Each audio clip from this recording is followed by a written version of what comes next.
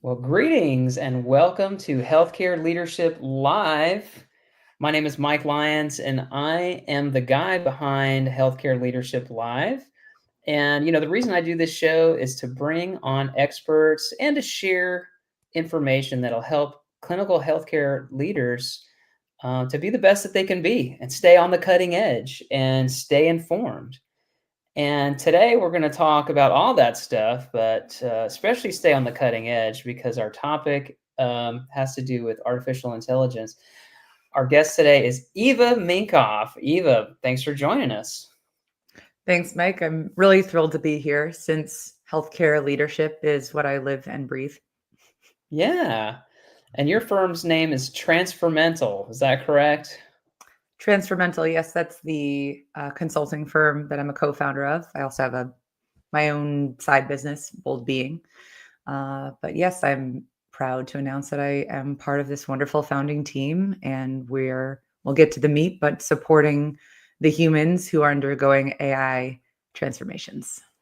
Cool. Well, that's an important aspect, right? To this AI thing. The change. I mean, that's what it's really all about right now. And so, you said that you work in the healthcare industry. I'm kind of curious, what are some of the, just talking AI right off the bat here, what are some of the tools that you see people wanting to implement when it comes to AI right now in their clinical healthcare?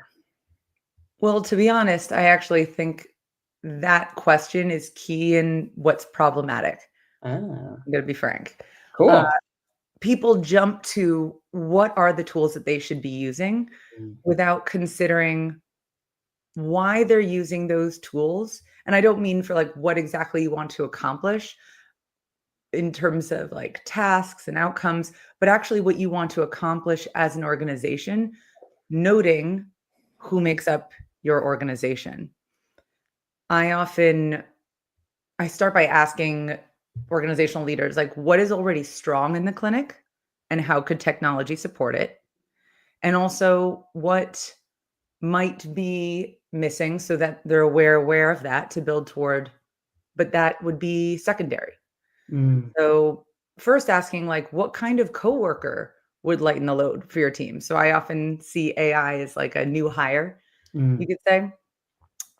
What how would this new hire interact with the people already there? What would partnership look like between your staff and this new hire, this tool? These are all predetermining factors in order to choose those tools. I think of it similarly to when a client, I'm a formal coach, which means we don't actually give advice. Some people don't get that. Coaches don't give advice. We ask very bold questions to help you come to the realizations yourself, is a long story short. And so, again, similarly, I could provide a strategic plan and be like, here are some great tools. I think they'd optimize what you have going on, what your goals are. But at the end of the day, I need to know more about you and your people before I give you a long list of like my top rated tools, because it doesn't matter. We could brainstorm until the Mm. cows come home. And once we do the real work, none of those recommendations may apply anymore. Do people get kind of surprised by that approach? Is that often not a head scratcher, but a surprising moment when you're like, let's take a break from this and like let's actually step back and ask a different question? Is that usually surprise folks? Yes. And depending on the leadership, depending on the organization, that catching them off guard can go in two different directions. Mm. If they are not even remotely interested in being human centered, well, I guess I'll be frank about this. They're going to fail in their AI implementation. Maybe it's immediate, maybe it's long term, but they will. Mm. And I know right now that one of the most prominent sentiments is FOMO, to put it plainly, and feeling like they're not caught up. So by racing and trying to keep up by implementing tools as fast as possible without considering the humans behind it who are partnering with it, Mm. it like inevitably will not work out. unless you got super, super lucky and somehow your culture is like unshakable and you know your people so well without having ever ventured into the world of AI before. All that to say, I wouldn't say it is likely.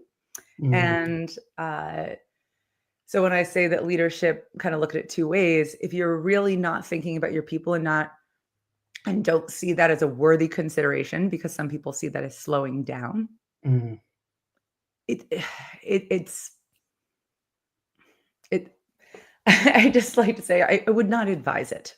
yeah. And it is unfortunately a mistake that many still make. But I think that is finally changing. We're noting just how imperative building that foundation is for your clinic, for your organization before such a rapid change. Um, and I'll just make one note before we go any further. I'm using the word transformation. Mm, A lot of that word is being thrown around all over the place right now, and I wanna give a very, very simple definition, so we have context for this. Transformation is not change.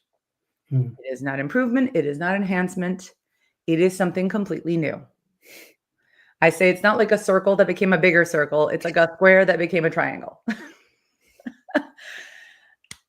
And we are inevitably in a time of transformation because this is change at such an accelerated pace that in order for humans to adapt and thrive, it requires just a shift in how we are showing up as professionals and as people. Mm. Okay, there was a few nuggets in there that kind of stimulated my brain. So first of all, as an HR professional in clinical healthcare, I'm loving what you said about, putting the people first and putting the people at least first in the process, thinking about things from a human-centric perspective. I'm wonder, I guess there are people out there that just never get that, right? They never get that. They never think about it, and they go down the road and they crash and burn. That kind of sounds like what you were suggesting there. Yeah, don't like to always be so harsh or presumptuous. I'm just gonna lay it out This there, is how I'm feeling right now. I'm feel like being straight with people. Yeah. Yeah, just lay it out there. And then the other thing I was thinking is, you know, transformation, what I was conjuring when you were talking was kind of like the caterpillar to the butterfly kind of a thing. And it's like, how did that even happen? Like, I couldn't have even imagined where we were going to get from where we started. And so I don't know, maybe is there an example that you can think of how that might look to someone who's saying, "I can't even picture where this might go." I was just thinking that I would go from writing a document in 10 minutes to writing it in 2 minutes. Like, how's that's not transformation. So, can you give maybe an example of what that might look like to wrap my head or my small brain around? Sure. And just to use another framing that I've liked also in coaching, so transformation like in individuals, I Mhm. think of it as unrecognizable. Wow. Now, I said transformation is not change, but to simplify, you can think of it as like micro changes over time to the point where if you look at from point A to point B or the other Mhm. side, you are unrecognizable. Mm. Your role is unrecognizable. The way you run your clinic is unrecognizable. And there are so many ways that looks. I mean, even thinking about the common use of ChatGPT. For most people who use it on a regular basis, probably throughout their workday is unrecognizable from what it used to be. I think Mm. I can pretty firmly say that. I know mine has been. I like to practice what I preach, and so I use AI a lot. And therefore, if we aren't simultaneously adapting, transforming ourselves to go along with what externally is transforming, we're going to get lost in it. Mm. Okay. Yeah, I was actually just having a conversation with Perplexity earlier today, just to give an example from my life. And actually, this wasn't even a business application, it was my personal finances. I was trying to get the app. or the AI to help me categorize my personal financial, expenses. And I was having a conversation, I was saying, "Hey, do this, do that," and I was trying to figure out how to put it in the right language. And I could have never imagined, 6 months ago, a year ago, sitting there talking into my computer and giving it instructions like it was, an employee. And I was, believe me, much more direct and rude, I guess, with the AI than I would with an employee. But it seems to like that better.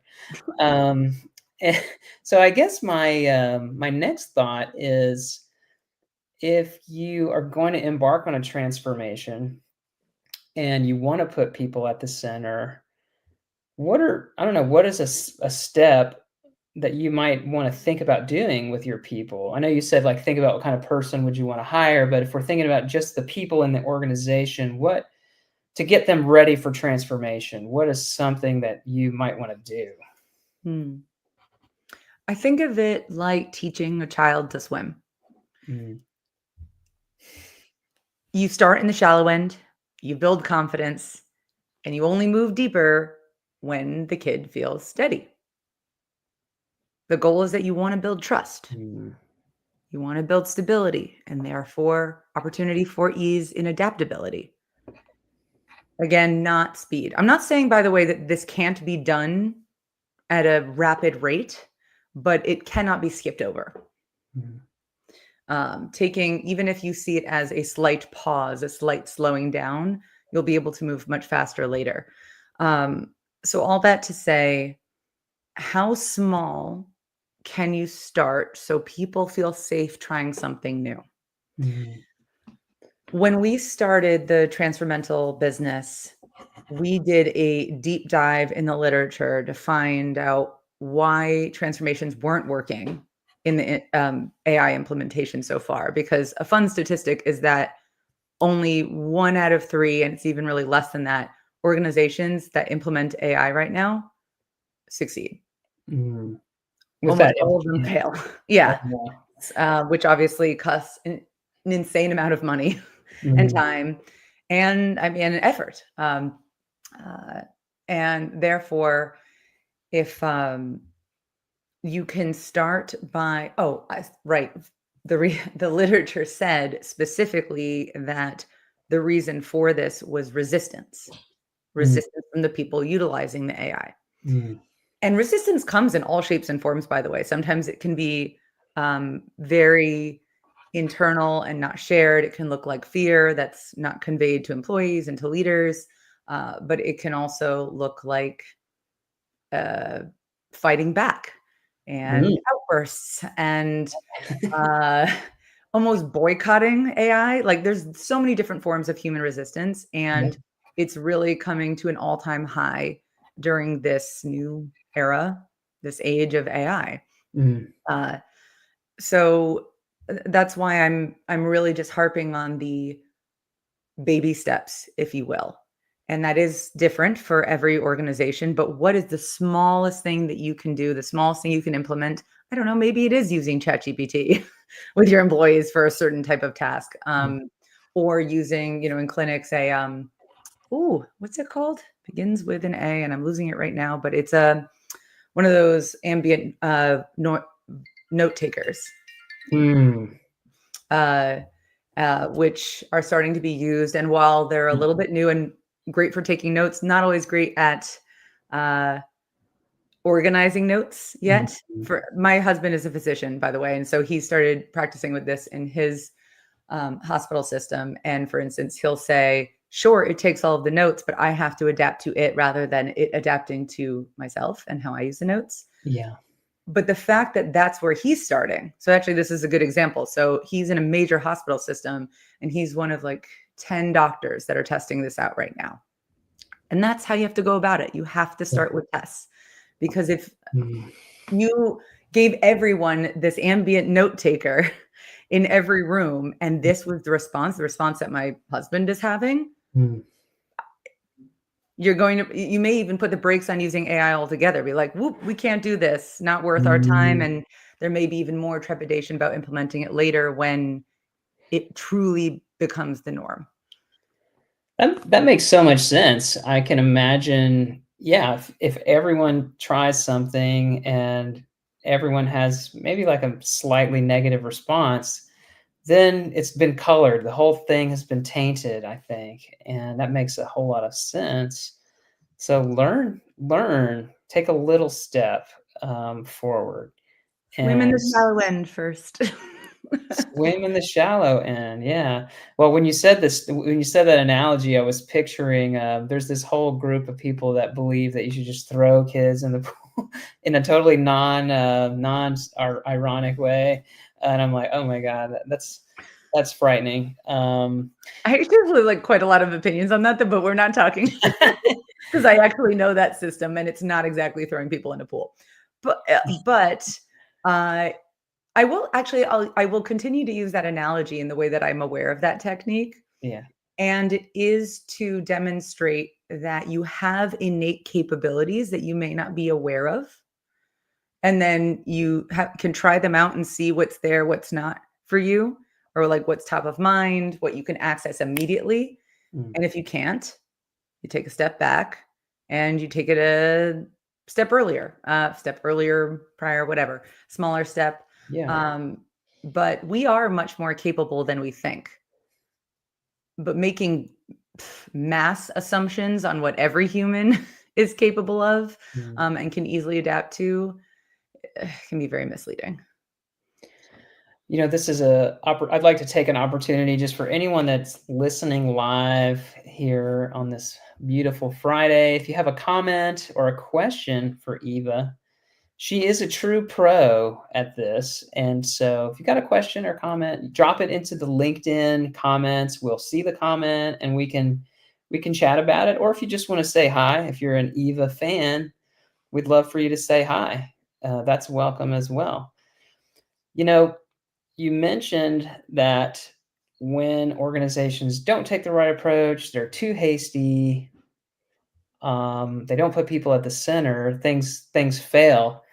But I was wondering, like, what does that look like? What does failure look like? Because I can think about some consequences that could have many different consequences. So, what are some of those consequences of failure, so we can paint a good scary picture for people so they will not make that mistake? Oof.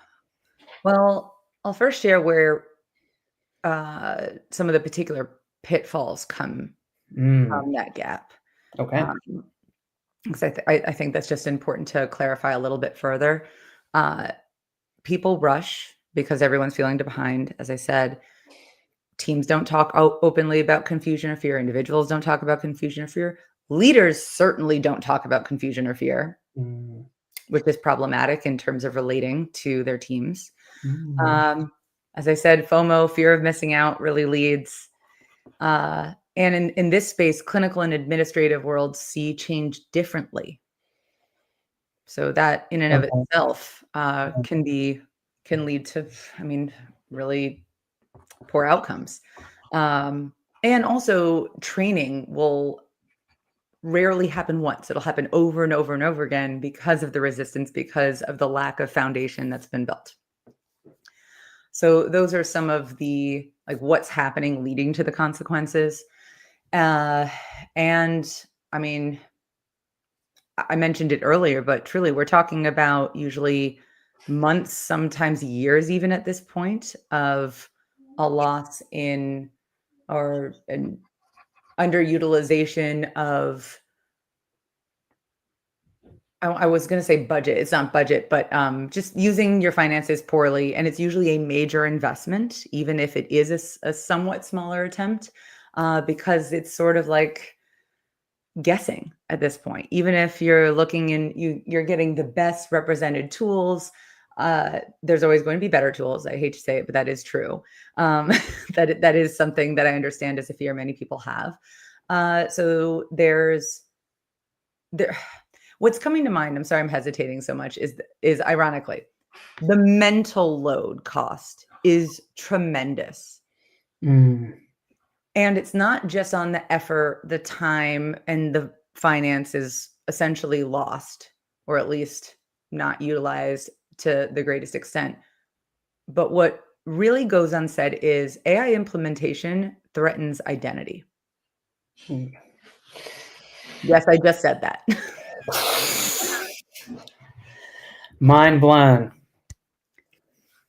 This is the first time in our history where we have something that really can almost mimic and and better our brains, our thought processes, and whether the threat be like to your literal job and occupation, which is true for most people at some point, uh, or it's just to your capabilities as a person. Like, do I ever, I mean, I guess we've had calculators forever, but like, do I ever need to do math again? Do I ever need to memorize facts again? Mm, It's just, it's such a big shift from everything that we've grown up with.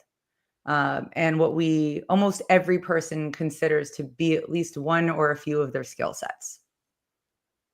And that's coming from someone who I would say thrives in the soft skill set arena. And still, even for me, I think to myself, there are AI coaches out there, there are AI therapists. mm, Major disclaimers there that I won't go into right now. But when I realized what we were about to embark on, this new age of AI, I thought to myself, "Oh yeah, I chose a profession that isn't going to be affected by AI." Wrong. Like, big spoiler for me. And so I've decided to embrace it, and I actually have like an AI sidekick coach that I use. mm, Um, but there are things that I know I'm going a tiny bit of a tangent here, but there are elements that AI can never replace, like human connection. And since mm, we're talking about the healthcare space in particular here, that is actually our greatest asset. I mm. think of connection as like the new clinical currency.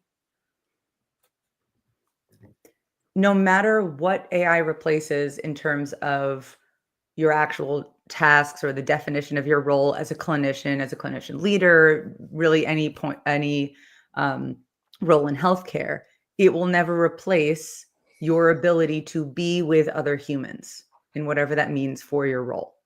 AI cannot automate that. It cannot replace that. Mm. I mentioned my husband earlier. He's a pediatric gastroenterologist. He does a lot of endoscopies, colonoscopies.